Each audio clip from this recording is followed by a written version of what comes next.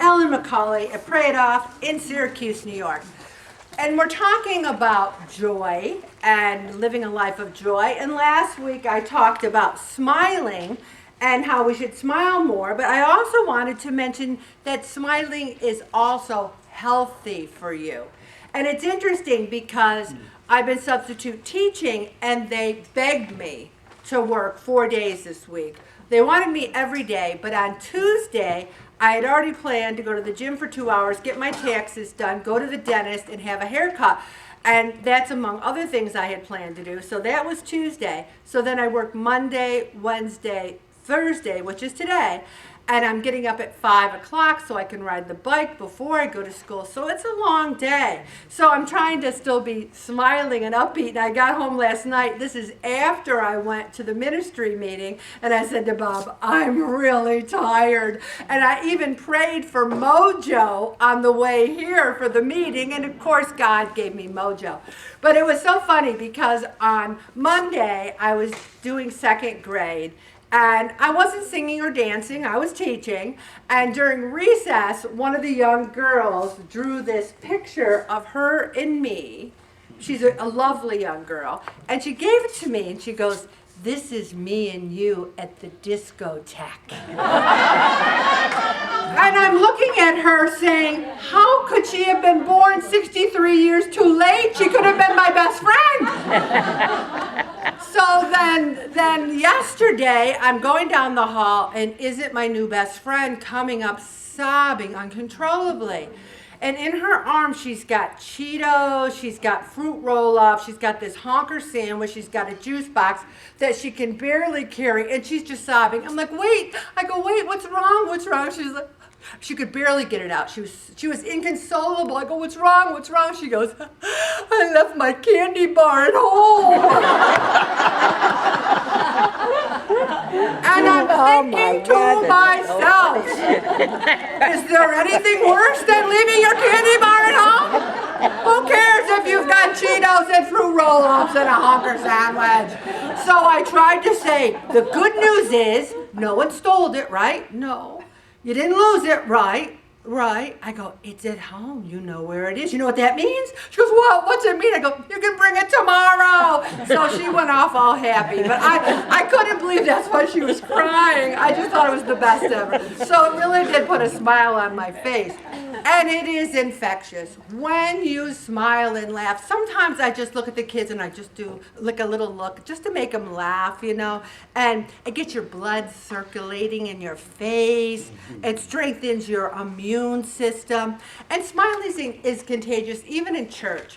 You know, I started this thing years ago where whoever sits in front of me, I tap them on the shoulder and I go, hi, I'm McCauley. And this is Bob. And they tell me their name. Now I have good friends. Elaine, how you doing? I know them now because I've tapped them on the shoulders at church. We are there to worship as a group. We are there to be together as a group. Smiling and being kind is contagious. And it's funny, remember I told you last week about how I wanted to say the rosary and someone wanted to talk to me? And what was I supposed to say to the person? Get out! I want to say the rosary, you know? And the same thing happened. I was at the hair place, and I'm reading Joyce Meyer's, an inspirational book, and a dear friend, Bonnie, came up to me and said, tonight, she goes, I felt so bad, I'm sure you wanted to read your book. I go, Bonnie, we sat there and talked forever. I said, Bonnie, it was a prayer book. What do you think God would rather me do? Talk to a dear friend or read the prayer book? We need to get those things straight in our lives. Smiling reduces stress.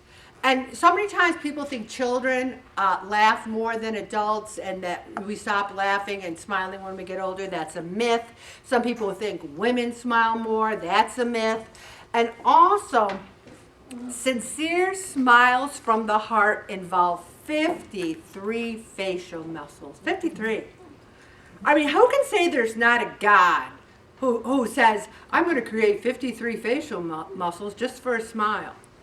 You know, and also it trains the lungs, smiling and laughing. I mean, Bob and I think Bob is the funniest guy on the face of the earth. He thinks I'm hysterical.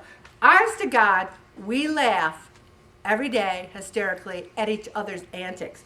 Something as simple as I'm drinking a glass of water and I have a back pillow, and like his pillows are sacred.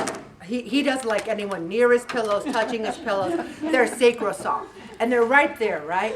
So like he'll look over and I'll have my glass like of water and I'll pretend I'm like pouring water. I can do it every day, 365 days a year, and he laughs hysterically every time I do it. And he goes, "One of these days that water." I go, "It's only water." But anyway, we think we're so funny, and I think that's the key to being married. Because if you think each other's funny, it makes up for the times you want to stab them to death with a butcher knife. Don't you think? Don't you think it does? Also, it boosts your mood and it fights depression. And I'm a true believer in fake it till you make it. I was in sales for 35 years and I was good. And when people, like I could have had the worst sales month of my life, and I could have been like worried about getting fired, and I would answer the phone and I'd be like, "Hello, may I help you?" And they'd be saying, "How's it going?" "Great, it's fantastic." You don't say, "I'm gonna get fired if you don't buy something. I'm having the worst sales month of my life." You fake it till you make it. Do you ever do that? Do you ever say, "I'm just going to listen to music and I'm going to try and feel better," and then all of a sudden you do feel better? I did not want to go to that ministry meeting last night. And by the end of it, we were laughing and talking. I was happy to be there. It was great. Laughing and smiling kills stress and it helps us relax. It heals the heart. Even the best are old sitcoms. I was at a doctor's office once, and this guy was telling another guy about an old episode of Taxi, and I was listening, and it was about when Jim was taking his driver's test, and he was trying to cheat, so he yelled to Tony, "What's a yield? What was it? Yield? Yellow light. What's a yellow light mean?" And then Tony's like, "Slow down." And then Jim goes, "What's a yellow light mean?"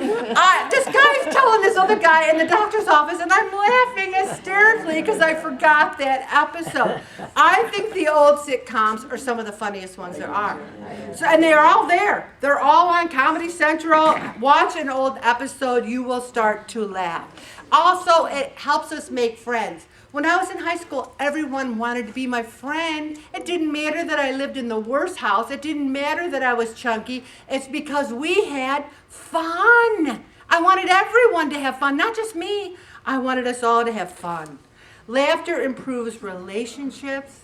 I don't care if no one thinks I'm funny, as long as Bob does. And Bob, I just think he's hilarious. Also, it stimulates the eye muscles. It's just the best thing you can do. Smile, laugh, smile, laugh. I'm stopping right there, Bobby.